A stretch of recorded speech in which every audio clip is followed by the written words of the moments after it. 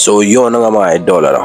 So welcome back. So punasan muna natin to ng maruming basahan yung ating pulsar coil. So ito gamit ang ilaw ng lighter, yung LED tinanggal natin, yun ang gagamitin natin. So yung positive na pole ikit natin doon sa positive din ng pulsar, tapos yung negative ay doon sa kanyang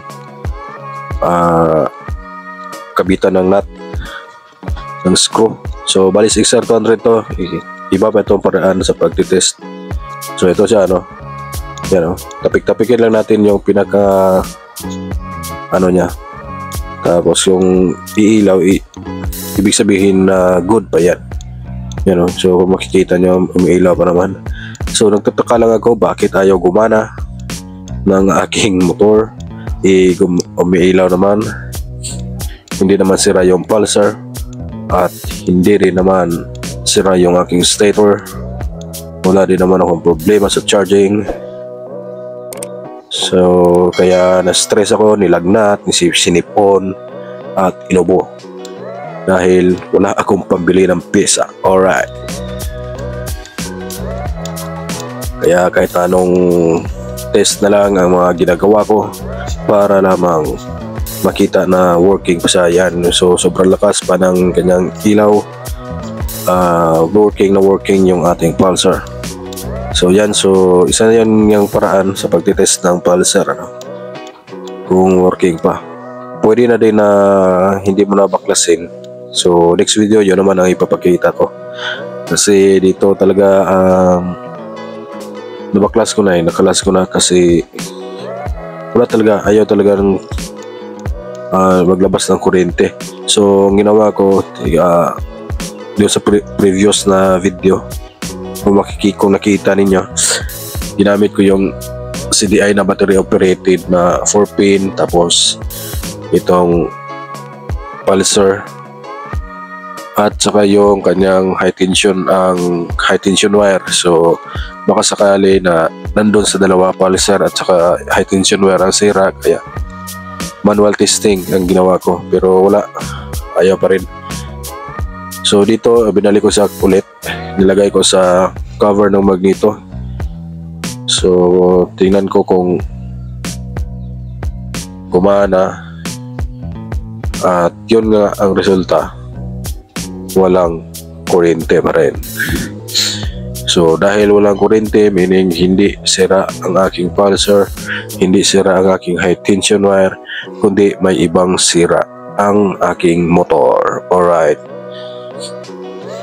so ito na, natapos ko na siyang ikabit. Then ibalik natin yung kanyang socket doon sa papuntang harness.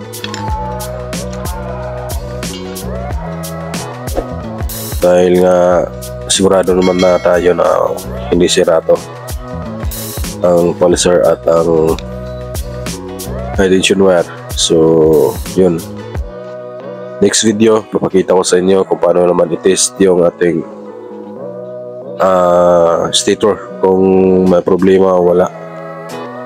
So sobrang dali lang, sobrang basic lang para malaman natin kung sira o hindi.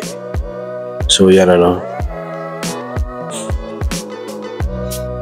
So gamit ulit yung isa pang paraan, hindi ko pa rin mapagana yan dahil nga hindi ko pa nakikita talaga kung ano yung problema.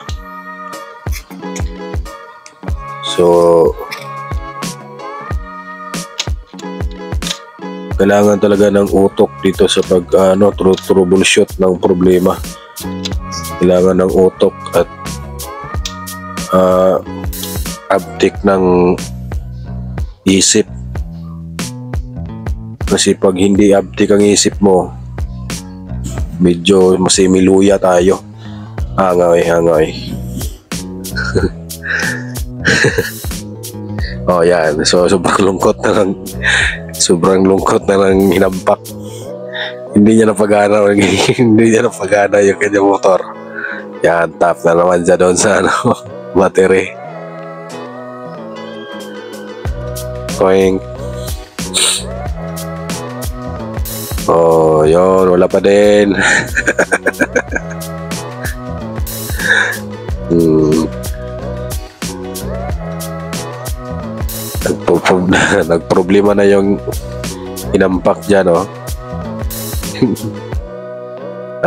Nakangiwi na yan. Nakangiwi na yung kanyang nguso. Wala pang ligo yan mga idol. Ano? Oh. So yun, wala talaga.